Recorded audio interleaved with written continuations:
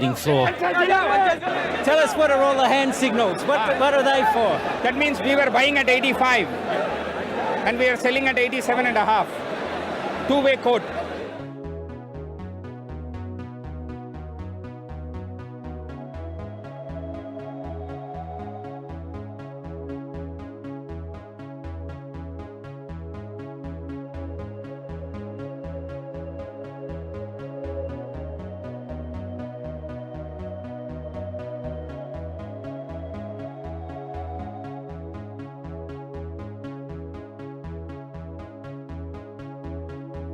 नमस्कार, ABC news से खास प्रोग्राम जानकारी जरूरी है में आप सभी का स्वागत है और मैं हूं आपके साथ अवनीश पांडे।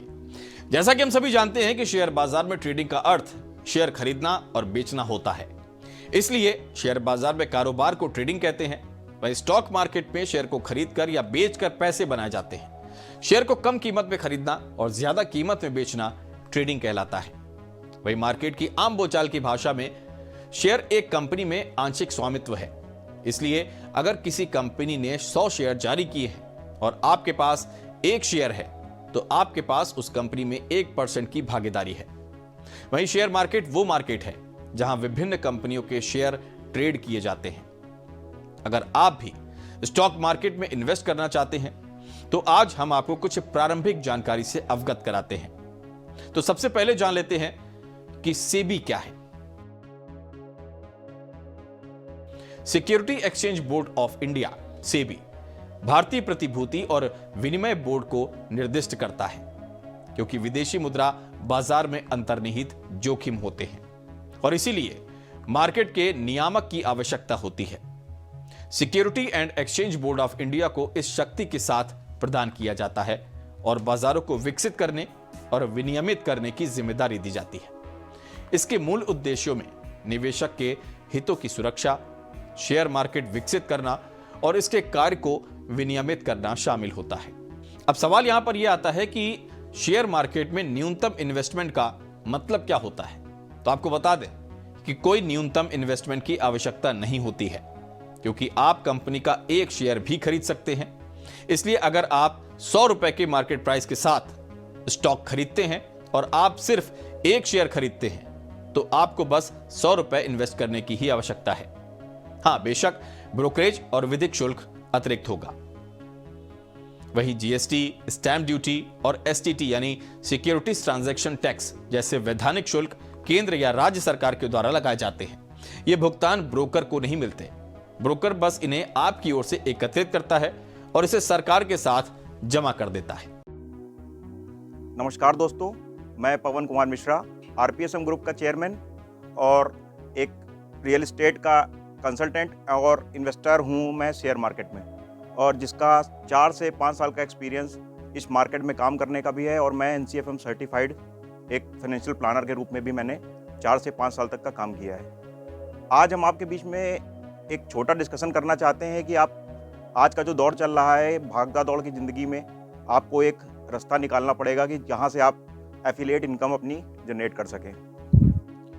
उस एफिलिएट इनकम को जनरेट करने के लिए हमारे पास एक ऑप्शन बहुत बड़ा है, शेयर मार्केट, जिसका लोगों के बारे में जानकारियाँ बहुत कम हैं और उस मार्केट में आपके पास बहुत सारी वास्ट अपॉर्चुनिटीज़ हैं जिससे आप अच्छा खासा पैसा अर्न कर सकते हैं। इसमें हम आपको आज जानकारी देंगे कि कैसे मार्केट में आप एंट्री कर सकते हैं, आप मार्केट के बारे में कैसे समझ सकते हैं और मार्केट में सारी जानकारी जानने के बाद आप अपना पैसा कैसे निवेश कर सकते हैं और कैसे सुरक्षित उस निवेश से अपना प्रतिफल और अपना जो भी वैल्यू है आप वो उससे कमा सकते हैं। तो दोस्तों शुरू करते हैं। सबसे पहले कि हम मार्केट क्या है, सबसे पहले समझते हैं कि मार्केट क्या होती है। एक फाइनेंशियल मार्केट के रूप में हमारे जो देश की संस्था है उसमें 2 बड़े संस्थान हैं जिनका नाम है national stock exchange NSE and the Bombay stock exchange BSE, Bombay stock exchange. इन दोनों एक्सचेंज में हमारी कंपनियां जो होती हैं वो लिस्टेड होती हैं और उनके ही प्राइस हम उनके द्वारा एनालिसिस किए गए फंडामेंटल्स और उनके सेल्स, उनकी कैश वैल्यूज़ के हिसाब से ऊपर नीचे होते हैं, जिसके कारण हम अपने प्रॉफिट या नुकसान को कैलकुलेट करते हैं। तो सबसे पहले हम ये डिसाइड करते हैं कि सबसे पहले हम लोग मार्केट को सेग्रीगेट करते हैं। मार्केट जो सेग्रीगेट कैसे होती है, मार्केट होती है 2 प्रकार की। एक होती है प्राइमरी मार्केट और एक होती है सेकेंडरी मार्केट। जब भी कंपनियों को कोई भी पैसा या फंड नई कंपनीज को रेस करना होता है तो वो प्राइमरी मार्केट की तरफ जाते हैं। इसमें कंपनियों की लिस्टिंग होती है और इस लिस्टिंग में सेबी उनके सारे फाइनेंशियल डॉक्यूमेंट्स को चेक करती है और उनकी क्रेडिबिलिटीज को चेक करती है। उसके बाद उनको लिस्टिंग की परमिशन दी जाती है। उस लिस्टिंग के जरिए वो मार्केट में बिना किसी लेंडिंग ऑपरेशनल के फंड, ज़्यादा से ज़्यादा फंड उठा सकते हैं। इससे कंपनियों को बहुत ज़्यादा बेनिफिट होता है। दूसरा, इसमें जो दूसरा पार्ट होता है उसमें इन्वेस्टर का भी क्या बेनिफिट होता है ये मैं आपको बताता हूँ। इन्वेस्टर का जो बेनिफिट होता है कि जब वो सेबी रजिस्टर्ड होते हैं या सेबी उनको लिस्टिंग करती है तो एक जनता के अंदर उसका भरोसा आता है। सेबी को मैं बताना चाहता हूँ, SEBI security exchange board of India होती है जो कि एक गवर्निंग बॉडी है लाइक आरबीआई। जैसे हमारे बैंक्स को एक आरबीआई कंट्रोल करता है, उसी तरीके से जो शेयर मार्केट है हमारी, जिसको हम स्टॉक एक्सचेंजेस कहते हैं, उनको गवर्न करता है हमारा सेबी। स्टॉक सूचकांक के मार्केट के वजन की गणना कैसे की जाती है? तो आपको बता दें कि स्टॉक सूचकांक यानी इंडेक्स में प्रत्येक स्टॉक की कुल मार्केट कैपिटल की गणना कंपनी की कुल फ्री फ्लोट मार्केट कैपिटल सार्वजनिक रूप से ट्रेड किए गए शेयरों की कुल संख्या से गुणा की जाएगी। वहीं सभी स्टॉक की कुल मार्केट कैपिटल की गणना कैसे करें? तो जाहिर सी बात है कि इंडेक्स की कुल मार्केट कैपिटल की गणना करने के लिए इंडेक्स में शामिल सभी कंपनियों की मार्केट कैप को जोड़ा जा सकता है।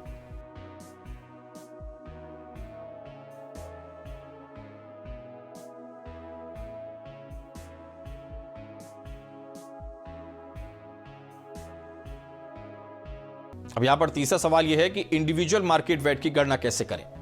तो एक कंपनी का स्टॉक इंडेक्स के मूल्य को कितना प्रभावित करता है, यह जानने के लिए व्यक्तिगत मार्केट वजन की गणना करना बेहद महत्वपूर्ण है। आप कुल इंडेक्स मार्केट कैप द्वारा व्यक्तिगत स्टॉक की फ्री फ्लोट मार्केट कैप को विभाजित करके व्यक्तिगत मार्केट वजन प्राप्त कर सकते हैं।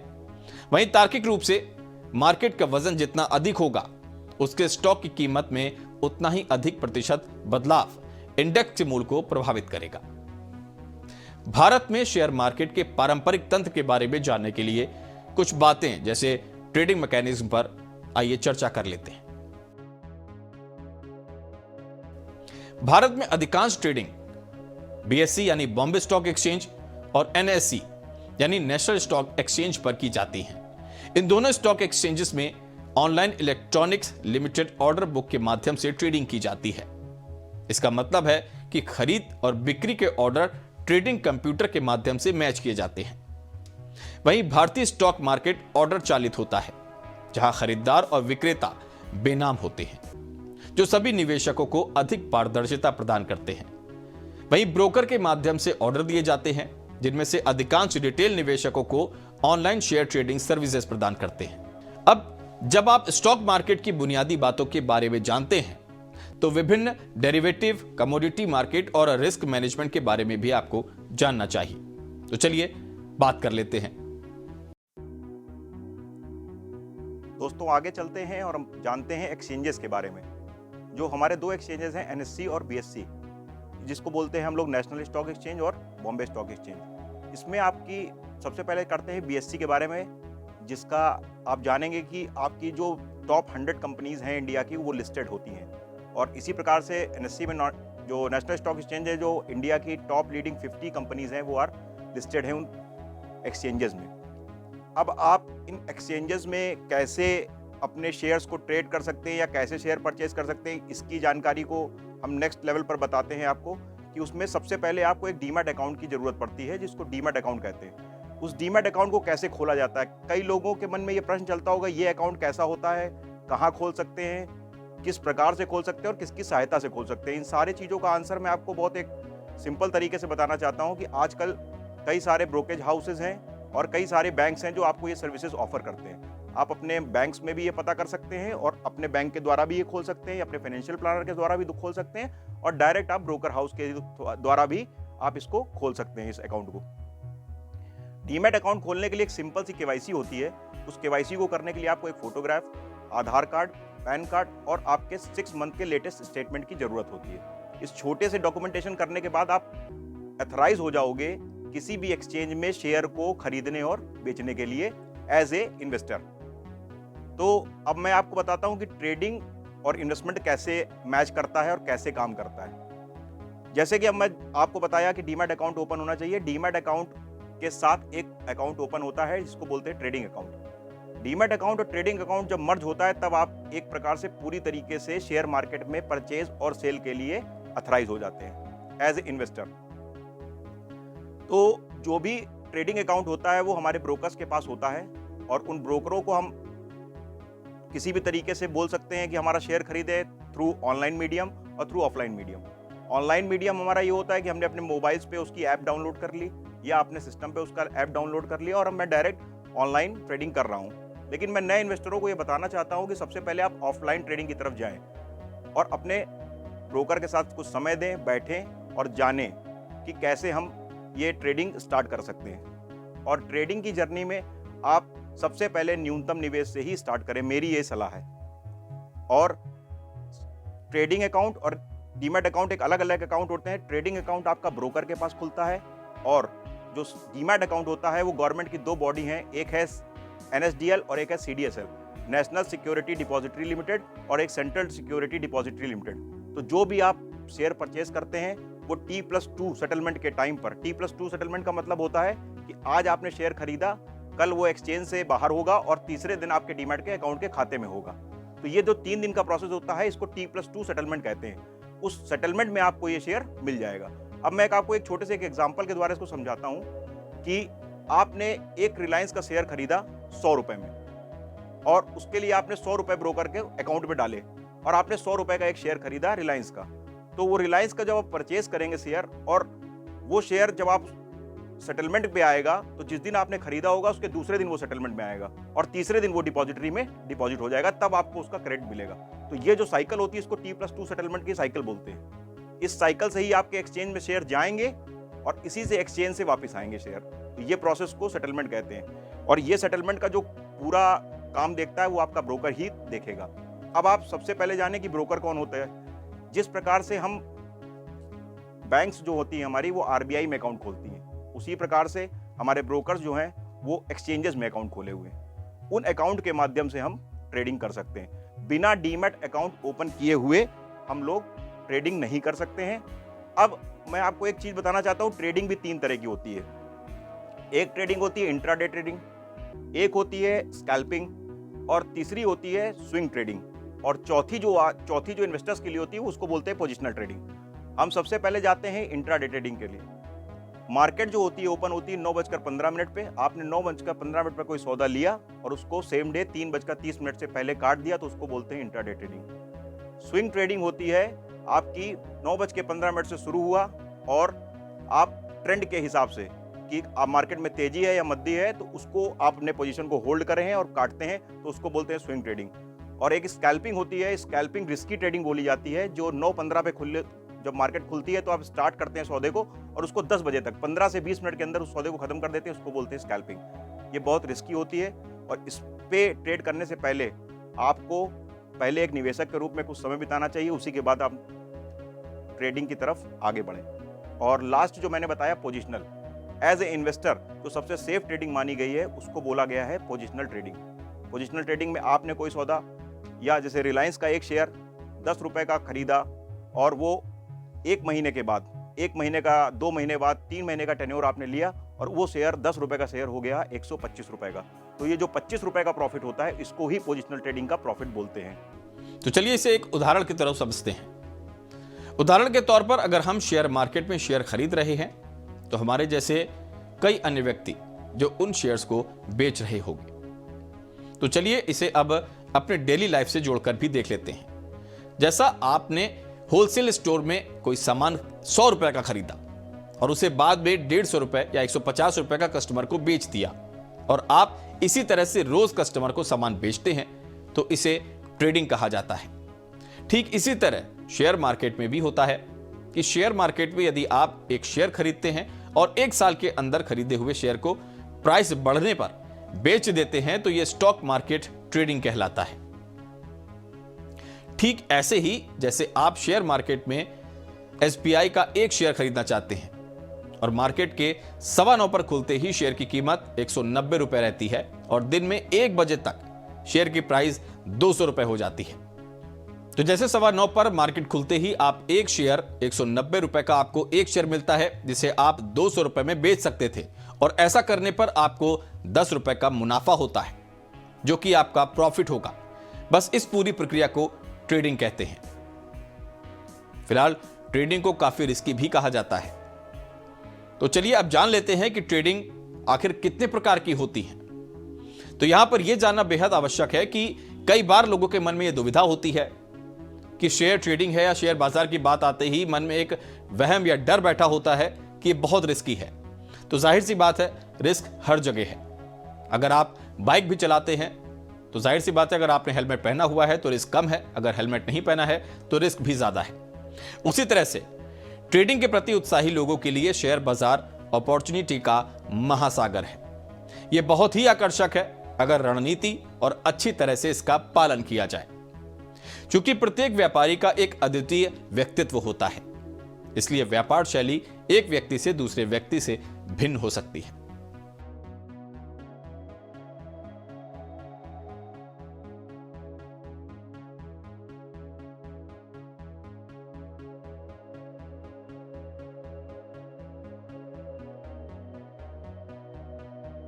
तो यहां पर कुछ 4 ट्रेडिंग शैलियां हैं जिन पर आज हम चर्चा करेंगे, जिसमें से पहली है इंट्राडे ट्रेडिंग, दूसरी है स्कैल्पिंग ट्रेडिंग, तीसरी है स्विंग ट्रेडिंग, और चौथी जो इन्वेस्टर्स के लिए बेसिकली होती है वो है पोजिशनल ट्रेडिंग। तो सबसे पहले जान लेते हैं इंट्राडे ट्रेडिंग। शेयर मार्केट के खुलने से लेकर उसके बंद होने के पहले शेयर को खरीदकर बेचने को इंट्राडे ट्रेडिंग कहा जाता है। इसमें ट्रेडर 9:15 से 3:30 के बीच शेयर को खरीदता और बेचता है, और उसे एक ही दिन में शेयर पर ट्रेडिंग करने पर मुनाफा मिलता है। इस तरह इंट्राडे ट्रेडिंग की जाती है, यानी वो ट्रेडर्स जो मार्केट 9:15 पर खुलने के बाद शेयर खरीद लेते हैं और मार्केट बंद होने यानी 3:30 बजे होने से पहले शेयर को बेच देते हैं, ऐसे ट्रेडर्स को इंट्राडे ट्रेडर्स कहा जाता है।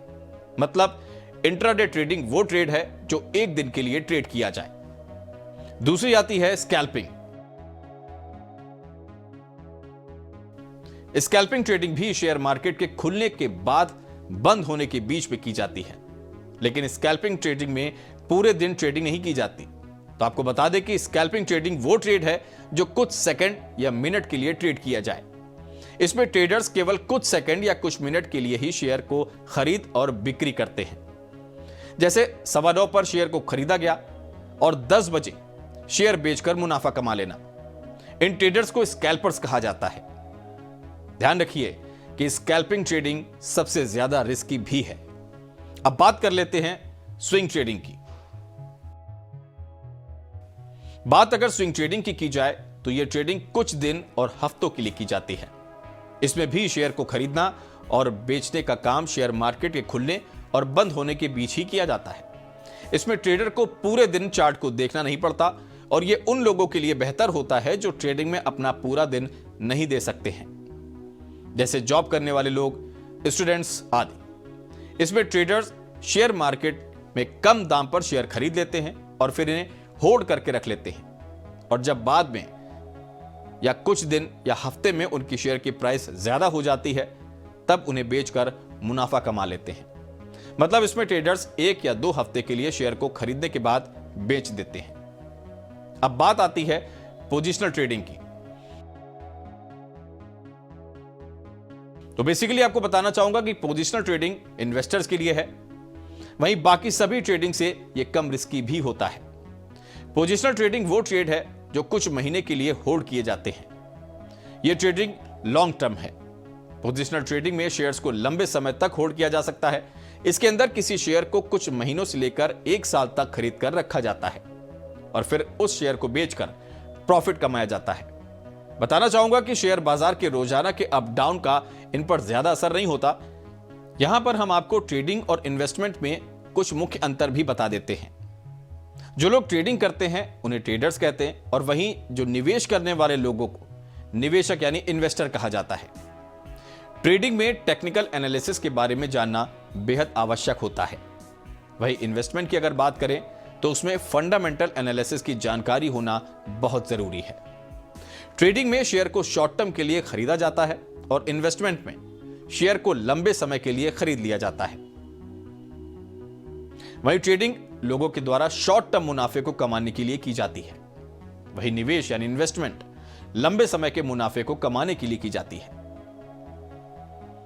ट्रेडिंग की जो अवधि होती है वो 1 साल तक हो सकती है। वहीं निवेश की अवधि 1 साल से ज्यादा भी होती है। अब सवाल यहां पर यह उठता है कि ट्रेडिंग कैसे करें और इसे सीखे कैसे। तो आपको बता दें कि शेयर बाजार के बारे में व्यापक गलत धारणा यह है कि यह घाटे का सौदा है और इसमें एक बार जब आप प्रवेश करते हैं तो कोई रास्ता नहीं है कि आप उस पर कदम रखने और अपना सारा पैसा उड़ाने के बाद ही बाहर निकले। ऐसा बिल्कुल भी नहीं है। यह एक मिथ्य है और यह एक गलत धारणा है। हां, यह सच है कि शेयर बाजार में आपको नुकसान जरूर हो सकता है, लेकिन यह भी आप ही के कारण होगा। शेयर बाजार के बारे में कम जानकारी के कारण होगा, ना कि शेयर बाजार के कारण। एक सफल निवेशक बनने के लिए आपको बाजार में व्यापार करने के विभिन्न तरीके सीखने चाहिए। आप किसी भी तरह का व्यापार कर लें। जैसा कि बाजार विकसित हुआ है और विकसित हो रहा है, स्टॉक ट्रेडिंग के पारंपरिक तरीके अब फिलहाल खेल में नहीं है। अब हम आपको कुछ सर्वोत्तम तरीकों के बारे में बताएंगे जिन पर आपको स्टॉक ट्रेडिंग सीखने और अपने भाग्य का स्वामी बनने पर विचार करना होगा। ध्यान रहे कि यह जानकारी सिर्फ आपको जागरूक करने के लिए है। तो आपको बता दें कि एक सफल ट्रेडर या इन्वेस्टर बनने के लिए आपको क्या करना चाहिए। सबसे पहले एक ब्रोकर को हायर करें। यह ब्रोकर सेबी के रजिस्टर्ड रिसोर्स पर्सन भी हो सकते हैं। आपको बताना चाहूंगा कि सबसे पहले और सबसे महत्वपूर्ण, आपको बाजार के मूल लेआउट से परिचित होने के लिए एक फ्लैट शुल्क चार्ज करने वाली एक अच्छी ब्रोकरेज फर्म को किराए पर लेना होगा। वे आपके अपने ग्राहकों को निवेश का अनुसंधान आधारित विश्लेषण प्रदान करेंगे जो आपको बेहतर निवेश निर्णय लेने में मदद करेगा। एकमात्र व्यक्ति जो आपको सबसे अच्छी वित्तीय सलाह दे सकता है वो आपका स्टॉक ब्रोकर है। और आपको बाजार में प्रवेश करने से पहले या यदि आप लगातार नुकसान उठा रहे हैं तो ब्रोकर को काम पर रखने पर विचार करना चाहिए। दूसरा, इन्वेस्टमेंट बुक्स पढ़िए। प्रत्येक सफल निवेशक में एक बात समान होती है कि वे जितनी अधिक निवेश पुस्तकें पढ़ सकते हैं, पढ़ते रहें। शेयर बाजार में ट्रेडिंग के लिए उन सभी पहलुओं का बुनियादी ज्ञान बेहद आवश्यक है जो शेयरों की कीमतों को प्रभावित कर सकते हैं, और इसे नियमित रूप से किताबें पढ़कर इकट्ठा किया जा सकता है। एक बार जब आप किताबें पढ़ना शुरू कर देंगे तो आपको निश्चित रूप से यह महसूस होगा कि हर किताब को पढ़ने के साथ नुकसान कम होता जा रहा है। फाइनेंशियल आर्टिकल्स पढ़ें।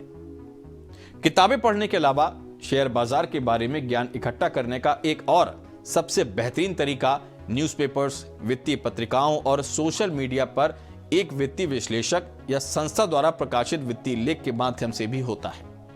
वे आपको बाजार और एक विशेष निवेश के बारे में बहुत आवश्यक जानकारी देंगे ताकि आप बेहतर ढंग से इसे समझ सकें कि बाजार कैसे संचालित होता है और आप व्यापार करते समय लाभ कैसे कमा सकते हैं। इसके बाद एक मेंटर खोजें, यानी एक सलाहकार खोजें। अपने दम पर व्यापार शुरू करना कभी कभी जटिल भी हो सकता है और आपको निवेश प्रक्रिया के माध्यम से मार्गदर्शन करने के लिए एक सलाहकार की आवश्यकता होगी। मेंटर कोई परिवार का सदस्य, आपका शिक्षक या प्रोफेसर, आपका स्टॉक ब्रोकर या सिर्फ एक भरोसेमंद व्यक्ति ही हो सकता है जिसे आप जानते हैं और जिसे बाजार के बारे में पूरी जानकारी हो और वो इसके माध्यम से आपका मार्गदर्शन कर सकता है। बाजार में सफलता का स्वाद चखने वाले सभी ट्रेडर्स निवेश के शुरुआती दिनों में उनके मेंटर रहे हैं। पांचवा, सफल निवेशकों का अध्ययन करें। एक सफल निवेशक बनने के लिए आपको बाजार के दिग्गजों से सीखना चाहिए। उनके लक्षणों, उनकी दैनिक आदतों, बाजार के बारे में उनकी धारणा और उनकी निवेश प्रक्रिया का अध्ययन करने से आपको एक निवेशक के रूप में विकसित होने में बहुत मदद मिलेगी। आपको बाजार के दिग्गजों द्वारा लिखी गई किताबें और उन चीजों के बारे में पढ़ना चाहिए जो उन्होंने बाजार में सफल होने के लिए की। अब सबसे जरूरी बात आती है बाजार की निगरानी और इसे विश्लेषण करना। टेक्निकली विश्लेषण नामक एक उपकरण विधि है जो उपलब्ध पिछले आंकड़ों के आधार पर बाजार में बदलाव की भविष्यवाणी करती है, जो एक निवेशक को अपने नुकसान को कम करने में मदद करती है। वहीं एक नौसिखिए निवेशक के रूप में आपको समाचार या आपके ब्रोकर द्वारा प्रदान किए गए विश्लेषण के माध्यम से लगातार बाजार की निगरानी और विश्लेषण करने का प्रयास करना चाहिए। यह आपको मांग और आपूर्ति के संतुलन और बाजार के प्रचलित रुझानों का एक सामान्य विचार प्राप्त करने में मदद करेगा और आप अपने घाटे को एक बड़े अंतर से कम करने में सक्षम होंगे।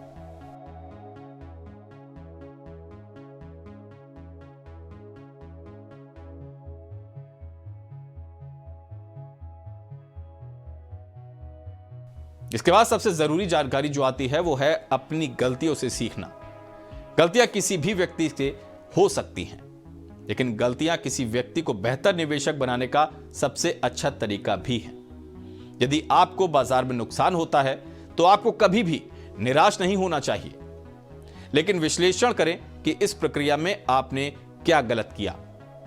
कई बार हमने देखा है कि घाटा खाने के बाद लोग बैकफुट हो जाते हैं, उस तरफ जाना ही छोड़ देते हैं। लेकिन ध्यान रखिए कि घाटा या गलती आपकी है और जहां पर आप गलती करते हैं वहीं पर आप सीख चुके होते हैं, परिपक्व बन चुके होते हैं।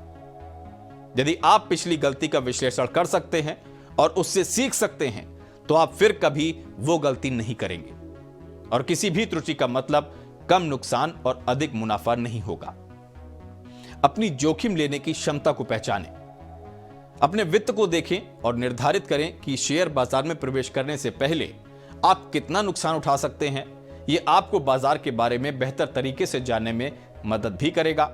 आप उन निवेशों का विश्लेषण करना छोड़ सकते हैं जो आपके दायरे से बाहर है और उन निवेशों पर ध्यान केंद्रित कर सकते हैं जिनमें आप निवेश कर सकते हैं। जब आप अपनी जोखिम लेने की क्षमता का पता लगा लेंगे तो आप बाजार के बारे में जानने में अधिक सहज महसूस करेंगे। अपनी लागतों को नियंत्रित करें।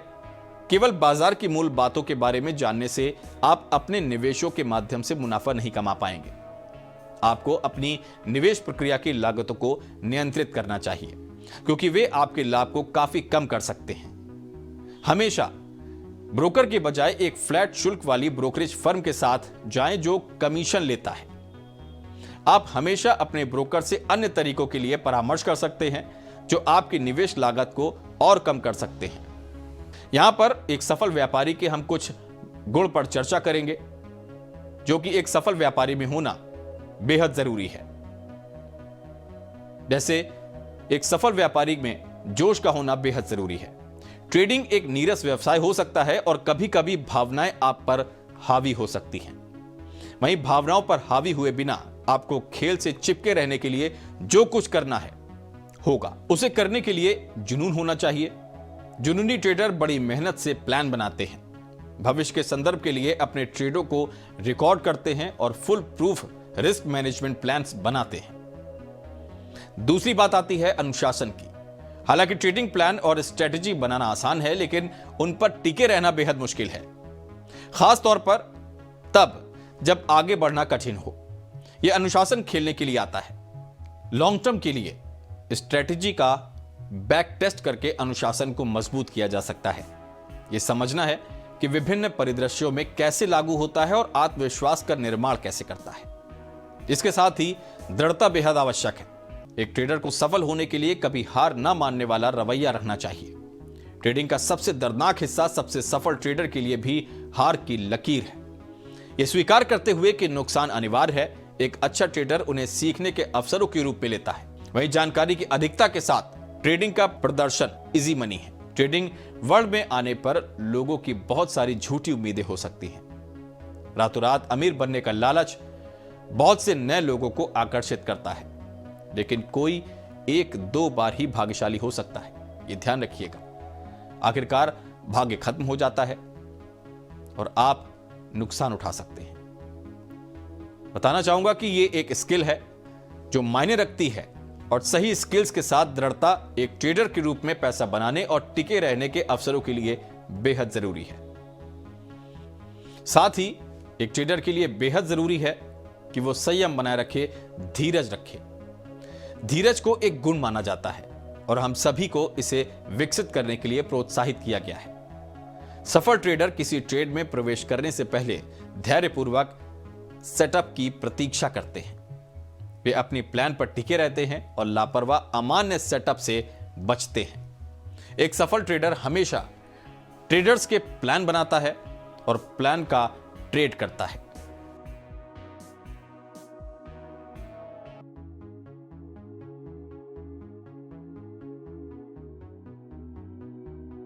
अब बात आती है इंडिपेंडेंट की, स्वतंत्र रहने की। एक सफल ट्रेडर अपने आसपास के शोर से प्रभावित नहीं होता।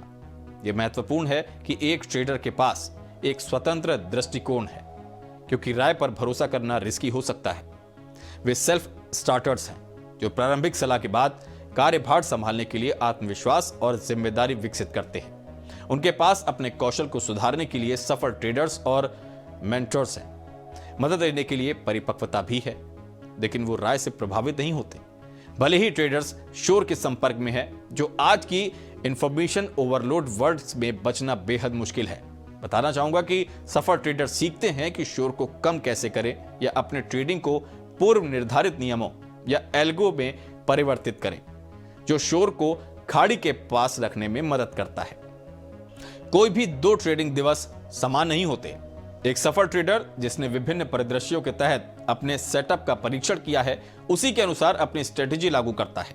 उदाहरण के लिए एक ट्रेडर जो अस्थिरता पर ट्रेड करता है, यदि दिन फ्लैट है तो वो बाहर बैठेगा। एक मोमेंटम ट्रेडर तभी ट्रेड करेगा जब मजबूत मोमेंटम होगा। जागरूकता इसमें बेहद जरूरी है। आत्म जागरूक होने का अर्थ यह है कि किसी के स्किल्स को ध्यान में रखते हुए किस समय क्या करना है।